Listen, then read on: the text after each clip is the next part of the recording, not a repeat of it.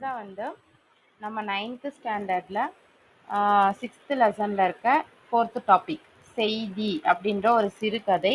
அதை எழுதினவங்க வந்து ஜானகி ராமன். அப்போ செய்தி வாசிப்பது அப்படின்னு சொல்லுவோம் இல்லையா, அந்த மாதிரி செய்தி வாசிப்பது ஜானகி ராமன் அப்படின்னு நம்ம ஞாபகம் வச்சுக்கலாம்.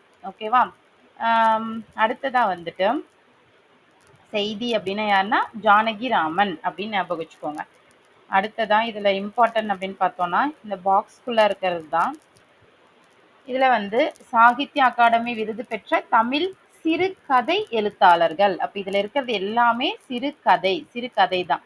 ஏன்னா ஒவ்வொரு வருஷமும் ஒவ்வொரு நூலுக்கு சாகித்ய அகாடமி விருது கொடுக்கப்படுது. அந்த வரிசையில் தமிழ் சிறுகதையில் சாகித்ய அகாடமி விருது வாங்கினவங்களை பற்றி தான் இதில் கொடுத்துருக்காங்க.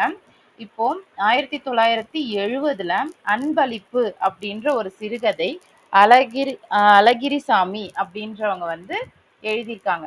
ஓகேவா? இப்போ இதை எப்படி நம்ம ஞாபகம் வச்சுக்கலாம்னா 70 சாமி பொம்மைகளை அன்பளிப்பா கொடுக்குறாங்க. ஓகேவா? ஆண்டு வந்து 70 சாமி பொம்மைகளை, இல்லைன்னா 70 ரூபாய்க்கு சாமி பொம்மை வாங்கணும் அப்படின்னு ஞாபகம் வச்சுக்கோங்க. 70 ரூபாய்க்கு இல்லைன்னா 70 சாமி பொம்மைகளை அன்பளிப்பா கொடுத்தாங்க. கிஃப்ட்னா நம்ம ரூபாய் வச்சுக்க மாட்டோம் இல்லையா, அதனால 70 சாமி பொம்மைகளை அன்பளிப்பா கொடுத்தாங்க. 70 அன்பளிப்பு அழகிரி சாமி அப்படின்னு ஞாபகம் வச்சுக்கோங்க. இன்னொன்று என்னன்னா 79 அப்படின்னா இப்போ ஜானகிராமன், மேக்சிமம் வந்து ஜானகிராமன், டாக்டர் ஜானகிராமன் அப்படின்னு ஞாபகம் வச்சுக்கோங்க. இப்போ டாக்டர் ஜானகிராமன் அப்படின்னு இருந்தாங்கன்னா அவங்க என்ன பண்ணுவாங்க, வைத்தியம் பண்ணுவாங்க.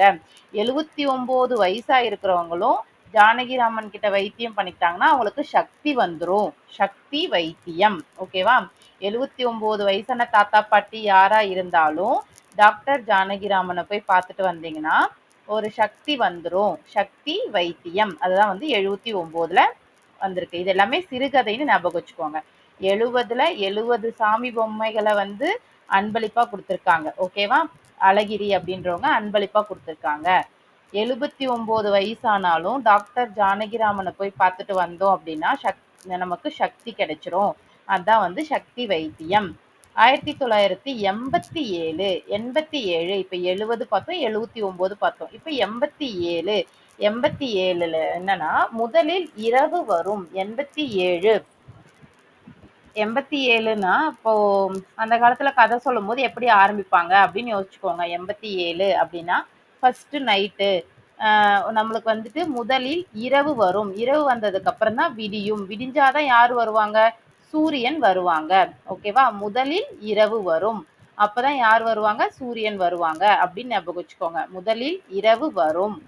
ஆதவன் எப்போனா 1987 அந்த கால கதையிலேருந்து ஸ்டார்ட் பண்ணாங்கன்னா அப்படின்னு சொல்லி ஆரம்பிக்கும் போது முதலில் இரவு வரும், அப்புறம்தான் விடியும், சூரியன், ஆதவன் வருவாங்க அப்படின்னு ஞாபகம் வச்சுக்கோங்க. அடுத்ததா வந்து 1996. அப்போ வந்து 96னா இப்போ நமக்கு 96ல நம்ம ரொம்ப குழந்தைங்களா இருந்திருப்போம் இல்லையா. அப்போ வந்து அப்பாவின் சிநேகிதர், அப்பாவோட ஃப்ரெண்டு யாரு அப்படின்னு கேட்டால் நம்ம என்ன சொல்லுவோம், அசோகமித்திரன் அப்படின்னு ஒரு ஃப்ரெண்டு இருக்காங்க அப்படின்னு ஞாபகம் வச்சுக்கோங்க. அப்பாவின் சிநேகிதர் அசோகமித்திரன். 1970 பொறுத்த வரைக்கும் 70 சாமி பொம்மைகளை வந்து அன்பளிப்பா கொடுக்குறாங்க. 79 வயசான தாத்தா பாட்டியும் ஜானகிராமன் கிட்ட வந்தாங்கன்னா அவங்க சக்தி கிடைச்சிரும். அதே மாதிரி 87ல் என்ன சொல்லுவாங்கன்னா அந்த காலத்துல கதை ஆரம்பிக்கும் போது முதலில் இரவு வரும், அப்புறம்தான் சூரியன் வருவாங்க அப்படின்னு சொல்லுவாங்க.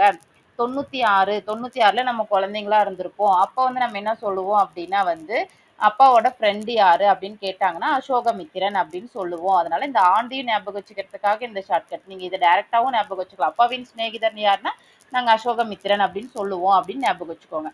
அதே மாதிரி இப்போ 2008 வந்துருச்சா. 2008 மின்சார பூ அப்படின்ற சிறுகதை மேலாண்மை பொன்னுசாமி. அப்போ 8 மணிக்கு கரண்ட் ஆஃப் ஆயிடுச்சு, மின்சாரம் வந்து ஆஃப் ஆயிடுச்சுன்னு சொல்லி மேலதிகாரிக்கு பொன்னுசாமி ஃபோன் பண்ணி சொல்றாரு. ஓகேவா? 8 மணிக்கு கரண்ட் ஆஃப் ஆயிடுச்சுன்னு சொல்லி மேலதிகாரிக்கு வந்து பொன்னுசாமி ஃபோன் பண்ணி சொல்றாரு அப்படின்னு ஞாபகம் வச்சுக்கோங்க. அப்பதான் இந்த இயர் ஞாபகம் இருக்கும்.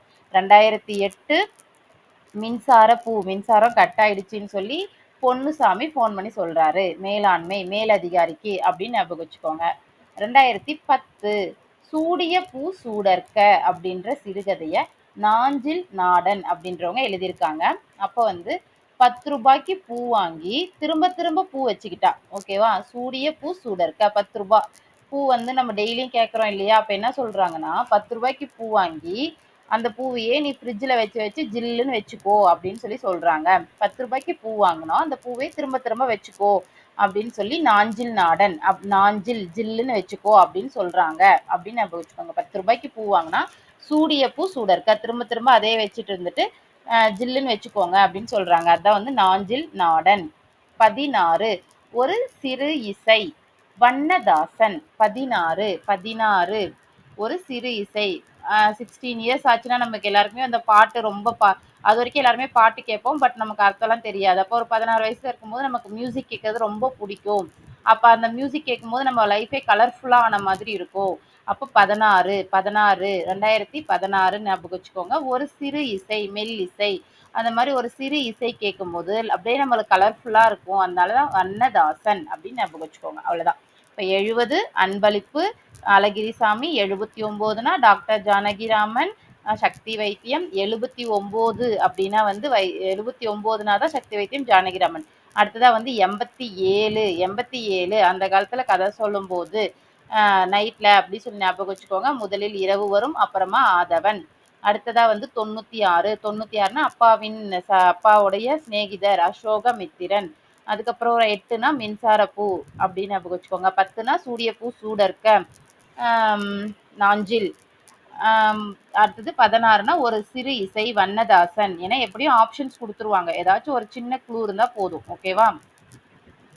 அதுக்கப்புறம் சிறுகதைனா என்னது அப்படின்னு சொல்லி புதுமை பித்தன் அப்படின்றவங்க சொல்லியிருக்காங்க. சிறுகதை அப்படின்றது வந்து ஒரு சிறிய கதை கொஞ்சம் பக்கத்துல அப்படின்னு சொல்லி முடிஞ்சிறது கிடையாது. அதுல வந்து என்னன்னா சிறுகதை பொறுத்த வரைக்கும் ஒரு ஆரம்பம் இருக்கும், நடுவுல நடக்கிற சம்பவங்கள் இருக்கும், அதுக்கு ஒரு முடிவு இருக்கும். இப்படி இருந்தாதான் அது சிறுகதை. அந்த முடிவுன்றது வந்து ஹாப்பியாவும் இருக்கலாம், சேடாவும் இருக்கலாம். ஆனா வந்து ஒரு சிறுகதைக்கு முடிவு, ஆரம்பம், நடுவுல நடக்கிற இன்சிடென்ட் இது எல்லாமே தேவைப்படுது. ஆனா அமெரிக்காலலாம் வந்து என்ன பண்ணுவாங்கன்னா, அவங்களுடைய கதையில வந்து ஸ்டார்ட்டிங்கும் இருக்காது, எண்டிங்கும் இருக்காது. நடுவுல கான்செப்ட் மட்டும்தான் இருக்கும். அப்படியே அத முடிச்சு விட்டுருவாங்க. ஆனா அது பேர் சிறுகதை கிடையாது.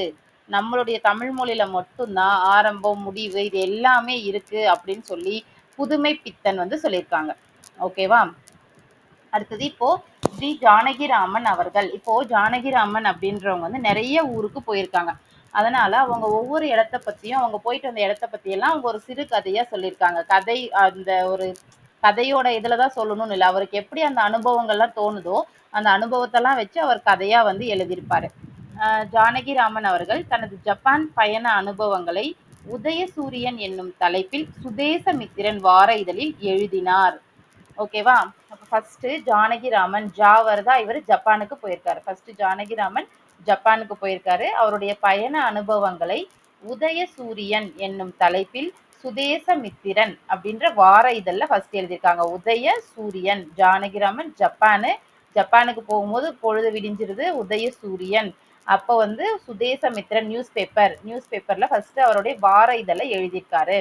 1967ல இது நூலாக வெளியிடப்பட்டது. ஃபர்ஸ்ட் வந்து நியூஸ் பேப்பர்ல வந்துட்டு இருந்துச்சு வார இதழா. அதுக்கப்புறம் 1967ல நூலாக வெளியிடப்பட்டது. 1967. அடுத்ததான் வந்து ரோம், செக்கோஸ்லோவோக்கியா அப்படின்றது அந்த 2 இடத்துக்கு போன அனுபவங்களை ரோம்னா வந்துட்டு கருங்கடல். ரோம் வந்து ரொம்ப கருப்பா கடல் வெளியில போன மாதிரி இருந்துச்சு ரோம் அப்படின்னு சொல்லியிருக்காரு. கருங்கடல். செக்னா ஒரு கேம் இல்லையா? அப்ப அது ஒரு கலை அப்படின்னு சொல்லுவோம். அதனால அது வந்து கலைக்கடல். ரோம் அப்படின்னா வந்து கருங்கடல், செக் அப்படின்னா வந்து கலை, அது ஒரு கலை. அதனால கலைக்கடலும் அப்படின்ற தலைப்புல 1974ல நூலாக வெளியிட்டிருக்காரு. ஃபர்ஸ்ட் என்ன பண்ணியிருக்காரு? ஜானகிராமன் ஜப்பானோட அனுபவங்களை வந்து உதயசூரியன் அப்படின்ற தலைப்புல சுதேசமித்திரன்ல வார இதழா போட்டிருக்காரு. அதுக்கப்புறம் அதே தான் வந்து 1967ல நூலாக வெளியிடப்பட்டது. அடுத்தது ஜப்பான் முடிச்சுட்டு ரோடு போறாரு. அதனால அப்படின்னு ஞாபகம் வச்சுக்கோங்க. ரோம் அண்ட் செக். அப்ப ரோம் வந்து எப்படி இருந்துச்சுன்னா கருங்கடலாக இருந்துச்சு. செக் வந்து எப்படின்னா கலைக்கடலாகவும் இருந்துச்சு. செக்னா ஒரு விளையாட்டு. அது விளையாட்டு அப்படின்னு ஞாபகம் வச்சுக்கிட்டு செக் அது வந்து கலைக்கடலாகவும் இருந்துச்சு. 1974ல அது நூலாக வெளியிடப்பட்டிருக்காங்க. அதே மாதிரி காவேரி கரை வழி பயணத்தை இப்போ காவேரி வழியா போயிட்டு இருக்காரு. ஜப்பான்ல இருந்து ரோம்ல இருந்து செக் போறாரு. அதுக்கப்புறம் செக் போட்டதுக்கு அப்புறம் காவிரி ஆறு, ஏன்னா இங்க செக் போட்ட ஸ்டாப் பண்ணிட்டாங்க நம்மள, அவருக்கு ஒரு செக் வச்சுட்டாங்க. அதனால என்ன பண்றாரு, அவர் காவிரி நதிக்கரை வழியா வராரு. அப்படி காவிரி நதிக்கரை வரும்போது நடந்தாய் வாழி காவேரி அப்படின்ற ஒரு தலைப்பு நூலாக வெளியிட்டிருக்காரு. இவரது மற்றுமோர் பயண கட்டுரை, இப்ப நடந்தே இவர் காவிரி வழியா போயிட்டு இருக்காரா, அப்ப எப்பப்பா நீங்க உங்க வீட்டுக்கு போவீங்க, உங்க வீடு எங்க இருக்கு அப்படின்னு கேட்கும்போது சொல்லியிருக்காரு, அடுத்த வீடு ஒரு 50 மைல் தூரத்துல இருக்குப்பா அப்படின்னு சொல்லியிருக்காரு. அப்ப இது எல்லாமே யாருன்னா ஜானகிராமன். ஜானகிராமன் ஜப்பான் போறாரு, ரோம் போறாரு, செக் வச்சுட்டாங்க. செக் வச்சதுனால அவருக்கு காவிரி ஆற்றோட வழியில போறாரு. காவிரி ஆற்றோட வழியில போகும்போது எங்கப்பா உங்க வீடு இருக்குன்னா சொல்றாரு, அடுத்த வீடு 50 மைல்ல இருக்குப்பா அப்படின்னு சொல்லியிருக்காரு. இப்ப இது எல்லாமே வந்து ஜானகிராமன் தான். ஜானகிராமனாவே ஒரு சிறுகதை, அதனால அவருடைய இதழ்கள்லாம் சேர்த்து ஒரு கதையா மேக் பண்ணி வச்சுக்கோங்க. ஓகேவா? இப்போ ஜானகிராமன்றவர் வந்து எந்த ஊர்ல பிறந்திருக்காங்கன்னா, தஞ்சை மண்வாசனுடன் கதைகளை படைத்தவர். உயர்நிலை பள்ளி ஆசிரியராகவும், வானொலியில் கல்வி ஒலிபரப்பு அமைப்பாளராகவும் பணியாற்றியவர். இவர் ஒரு டீச்சரு. அதே மாதிரி ரேடியோ ஸ்டேஷன்லயும் ஒர்க் பண்ணியிருக்காரு. அதுல வந்து என்னன்னா கல்வி எஜுகேஷன் பத்தி மட்டும் இவர் வந்து நிறைய பேசியிருக்காரு. ஜானகி ராமன் அப்படின்றவர் ஒரு டீச்சரு, வானொலியில கல்வி ஒலிபரப்பு அமைப்பாளராகவும் இருந்திருக்காரு. வடமொழி அறிவும் சிறந்த இசையறிவும் கொண்டவர். ஏன்னா எல்லா ஊருக்கும் போயிருக்காரு இல்லையா, அப்ப எல்லா லாங்குவேஜும் அவருக்கு தெரிஞ்சிருக்கும். அதனால வடமொழி அறிவும் சிறந்த இசையறிவும் கொண்டவர். இவர் தம் கதைகள் நிறைய இதழ்கள்ல வெளியே வந்திருக்கு. ஃபர்ஸ்ட் மணிக்கொடி, கிராம ஊழியன். ஃபர்ஸ்ட் வந்து மணி, ஜானகி மணி, ஜானகி மணி. ஜானகினா ஒரு பொண்ணு பேரும் வருது இல்லையா, அப்ப ஜானகி மணி அப்படின்னு ஞாபகம் வச்சுக்கோங்க. மணி அவங்க வந்து யாருன்னா கிராம ஊழியன். கிராம ஊழியன் மணி அப்படின்றவங்க வந்து கிராம ஊழியன். அவங்க வந்து என்ன போட்டிருக்காங்கன்னா கணையாளி போட்டிருக்காங்க. கணையாளி போட்டிருக்காங்க. ஓகேவா? ஃபர்ஸ்ட் வந்து ஜானகிராமன், அவர் என்னென்ன நூல் என்னென்ன இதழ்கள்லாம் வெளிவந்தன அவருடைய கதைகள் அப்படின்னா வந்து மணிக்கொடி, கிராம ஊழியன், கணையாளி. கிராம ஊழியன் அதை கணையாளி போட்டிருக்காங்க. கலைமகள், கலைமகள் அப்படி கலை அப்படின்ற நேம்ல அவங்களுக்கு ஒரு மகள் இருக்காங்க. சுதேசமித்திரன், சுதேசமித்திரன், ஆனந்த விகடன், கல்கி. இது 3 இதழ்கள் நமக்கே தெரியும். இப்ப சுதேசமித்திரன், ஆனந்த விகடன், கல்கி இந்த 3லயுமே வந்து அவருடைய கதைகள் வந்து வந்திருக்கு. இப்ப ஃபர்ஸ்ட் ஜானகிராமன்னா மணி, மணிக்கொடி, கிராம ஊழியன், கணையாளி, கலைமகள் அவங்க மகள். இவங்க வந்து சுதேசமித்திரன், ஆனந்த விகடன், கல்கி இந்த 3 பத்திரிகையிலயும் அந்த மகள் வந்து வேலை செஞ்சிருக்காங்க அப்படின்னு ஞாபகம் வச்சுக்கோங்க. இது ஃபுல்லா ஜானகிராமன் அவங்க எழுதின கதைகள் வந்திருக்க நியூஸ் பேப்பர்ஸ் அப்படின்னு ஞாபகம் வச்சுக்கோங்க. நாவல்களையும் நாடகங்களையும் இவர் படைத்துள்ளார். அவரவர் அனுபவிப்பதும் எழுத்தாக வடிவமைப்பதும் அவரவர் முறை. எனக்கு எப்படி தெரியுதோ அப்படி நான் எழுதுவேன் அப்படின்னு அவர் சொல்லியிருக்காரு. அவரவர் அனுபவிப்பதும் எழுத்தாக வடிவமைப்பதும் அவரவர் முறை. ஏன்னா அவர் எல்லா இடத்துக்கும் போயிருக்காரு. அதனால நாங்க போயிருக்கேன்றது அவரோட எக்ஸ்பீரியன்ஸை அவர் சொல்றாரு. இதுலதான் சொல்லணும்ன்ற அவசியம் கிடையாது. அவருக்கு எப்படி எழுத தோணுதோ அப்படி எழுதியிருக்காரு அப்படின்ற ஒரு கோட்பாட்டை கொண்டவர். தமிழ் கதையுலகம் நவீனமயமானதால் இவரது அதாவது இப்போ அந்த மாதிரி இருக்கிறதுனால தான் இந்த ஜென்ரேஷன்லயும் கதை வந்து எல்லாருமே எழுதுறாங்க அப்படின்னு சொல்றாங்க. தமிழ் கதையுலகம் நவீனமயமானதில் இவரது பங்களிப்பு குறிப்பிடத்தக்கது அப்படின்னு சொல்லியிருக்காங்க.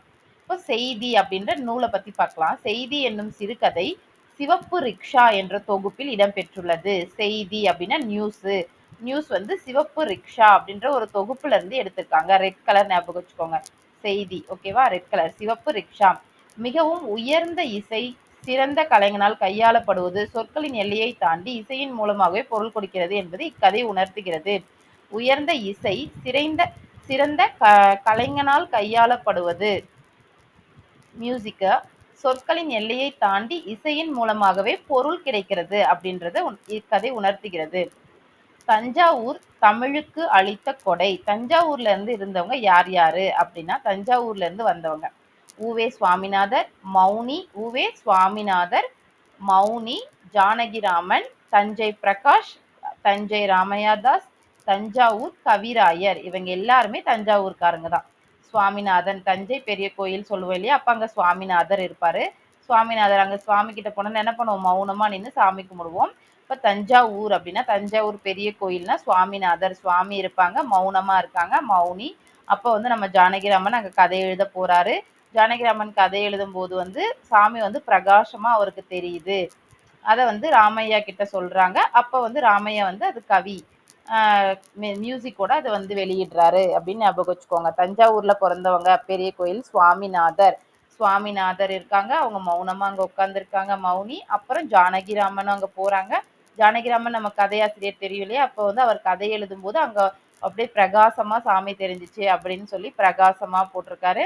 அப்படின்னு சொல்லி யார்கிட்ட சொல்றாருன்னா ராமையா அப்படின்ற அவரோட ஃப்ரெண்டு கிட்ட சொல்றாங்க. ஏன்னா ஜானகி ராமன் அப்படின்னு இருக்காங்க இல்லையா? அதனால ராமையா தாஸ் கிட்ட சொல்றாங்க.